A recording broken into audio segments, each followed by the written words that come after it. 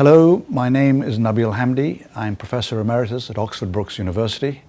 The title of my lecture is Participation in Practice. And I start with an assumption that I have tested internationally. Participatory practice is both necessary and efficient. It's fundamental to building community, which I've come to realize is equivalent to building the social economy of place and not just the market economy. That is, the economy of assets, tangible and intangible, necessary for well-being and for sustaining livelihoods. It's fundamental for human development, that is, again, expanding people's freedoms and choices and their capacity to lead lives that they value. So what is it, this participation thing that we talk about? And many people will have very different definitions based on their own background, their own discipline, whatever it might be. The one that I like most is the one that you see here, and that is, it is responsibility with authority in partnership with other stakeholders. Responsibility because with rights come responsibilities, and because it's fundamental to efficient work. Authority because inevitably the strategic agenda of power sharing. And in partnership because participation without partnership is meaningless. Partnership with other stakeholders who have a vested interest in both the benefits and, of course, have an interest in the risks at stake.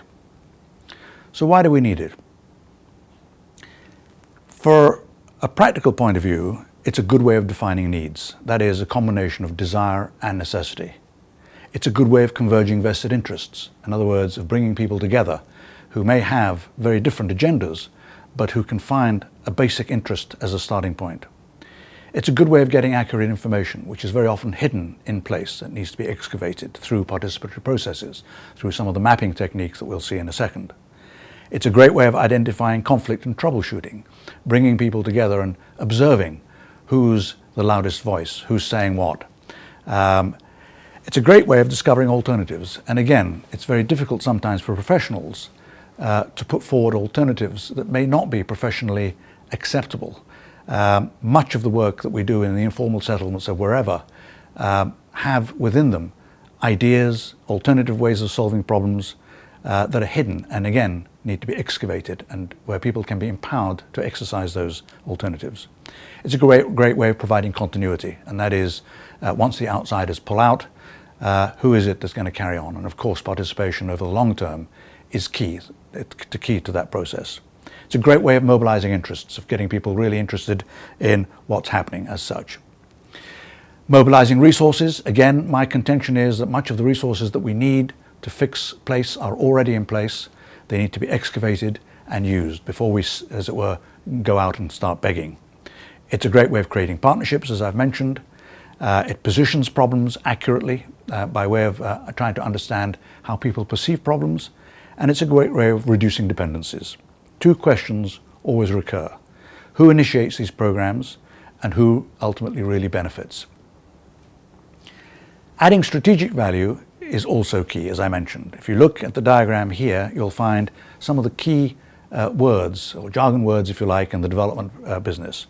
Empowerment, gender, resilience, asset building, identity building, partnerships. It's impossible, again, to think that any of these things can be done and embarked upon over the longer term without participation. If you take a more specific example, for example, the supply of inadequate water supply, the practical agenda with water is usually very clear. It's about sanitation, about health. It's about pipe sizes, water flow, amount of water, walking distances, and the rest. The strategic agenda, however, is about gender, it's about enterprise, it's about ownership, it's about creating partnerships, all of those kinds of things which lead us to an improvement in security, in maintenance, in livelihoods, and in governance. Once again, it's impossible to think that the longer-term strategic agenda in water supply and management can be done without participation. So what do we need to know?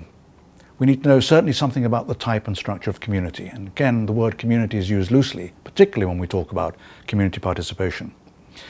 Community variously can be interpreted as community of place, people who share a place, community of interest, communities of practice, people who share work habits and the rest, communities of culture and the rest. In any one place, there may be different communities of culture. Some of them may be in open conflict. We need to understand something about that structure prior to engaging with the so-called community. We need to know something about the kind of actors, whose vested interests at stake, whose priorities will count, who holds most power, not only between governments and communities, but within community itself as well. We need to know something about the culture of decision making. How do people arrive at decisions without the sort of speed and routine and rather linear way that we tend to go about our decision making process from the north? And certainly we need to know something about the existing organizations and their hierarchies. Now, how do we get to know this stuff?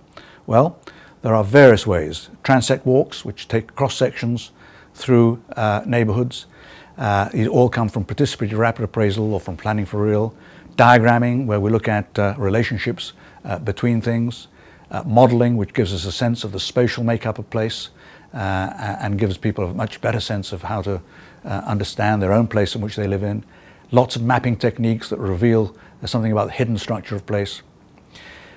Finally, a number of conditions for participation to work effectively. Certainly we need strong local organizations, and if they don't exist, that capacity has to be built up. The capacity of partners to be able to exercise their partnerships is a key part of participatory work. There does need to be political goodwill, and I don't mean that we have to accept politically that participation is a good idea, because in fact some governments will find participation threatening, because after all it tends to polarize communities into political parties.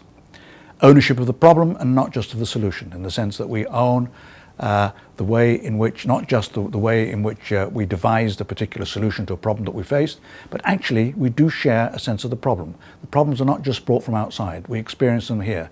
It's not too abstract, it's not about climate change, you know, when my roof is leaking, as it were. We certainly need a common cause. It's much easier to mobilize around something that we all share as being problematic. It's a good starting point. Some say that either participation works either through stability or through crisis. Stability in the sense that we have time to mobilize and to embark upon these processes, but also at times of crisis where we need to quickly mobilize. Trust is absolutely key. We need to ensure that those who are part of the process have a vested interest in it and are not doing it in a way that is deviating from local interests. Good representation is another good one. Very often we find ourselves actually bringing people into the same room by way of representation, and that can have negative effects. For example, you may well find that everybody's in the same room, but the men are the loudest noises, the women are saying nothing, there are actually no children properly represented except of a certain age, and so on. Good representation may well need to be sought from different places and those interests brought to the table, as it were, rather than the conventional routine, which is where we conduct these processes all together in one room. And then ultimately, tangible results. The absolute key to participatory programs is that something happens quickly and immediately. Very often I have found people coming along and saying, we've been through these processes I don't know how many times, you're the fifth organization that's arrived, nothing ever happens. Tangible results build trust, and it actually gets things going quickly. It mobilizes interests and ensures that at least there's the start to a longer term strategic agenda. Thank you very much.